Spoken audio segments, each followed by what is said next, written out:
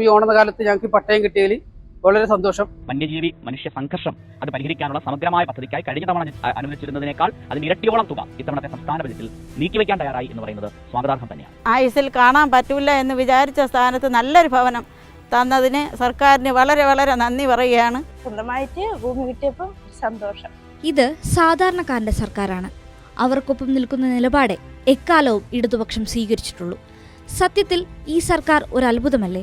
ഒരൊറ്റ ദിവസം കൊണ്ട് പിണറായി സർക്കാർ പാസാക്കിയത് സാധാരണക്കാർക്ക് ആശ്വാസമായ 3 ബില്ലുകളാണ്. LDF സർക്കാർ ജനപക്ഷ സർക്കാരാണെന്ന് വീണ്ടും വീണ്ടും തെളിയിക്കുകയാണ് ഇവിടെ. പാസാക്കിയ 3 ബില്ലുകളും സാധാരണക്കാരായ ജനങ്ങൾക്ക് നേരിട്ട് ഗുണം ചെയ്യുന്നവയാണ്. ആദ്യത്തേത് ഒരു ചരിത്ര ബില്ലാണ്. കേരള ഏക കിടപ്പാട സംരക്ഷണ ബിൽ. ജപ്തി നടപടികളുടെ കിടപ്പാട് നഷ്ടപ്പെടുന്ന അവസ്ഥ ഒഴിവാക്കാൻ ശാശ്വതമായ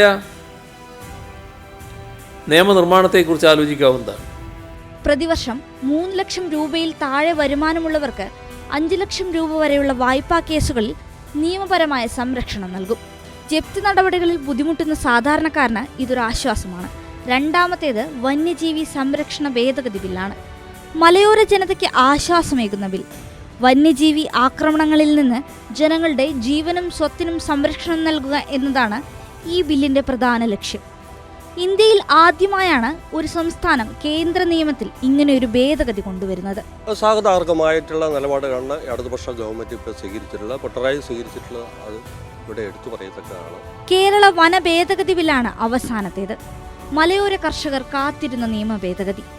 വനം, വനവിഭവങ്ങൾ എന്നിവയുമായി ബന്ധപ്പെട്ട നിയമങ്ങളിൽ മാറ്റം വരുത്തി കൂടുതൽ സുതാര്യവും ഫലപ്രദവുമായ ഒരു സംവിധാനം ഉറപ്പുവരുത്താൻ ഈ ബില്ല് സഹായിക്കും. ജനങ്ങളുടെ ക്ഷേമത്തിനും കേരളത്തിന്റെ വികസനത്തിനും പ്രാധാന്യം നൽകുന്ന പിണറായി സർക്കാരിന്റെ ഇടപെടൽ എടുത്തു പറയേണ്ടതാണ്. ജനങ്ങൾക്ക് വേണ്ടി പ്രവർത്തിക്കുന്ന ഒരു സർക്കാരിന്റെ പ്രവർത്തനങ്ങൾ എങ്ങനെ ആകണമെന്നതിന്റെ തെളിവാണിത്. എല്ലാ കഥകളും നുണപ്രചാരണങ്ങളും മാത്രം നടത്തി ജീവിക്കുന്നവർക്ക് ഇതൊന്നും മനസ്സിലാകില്ല.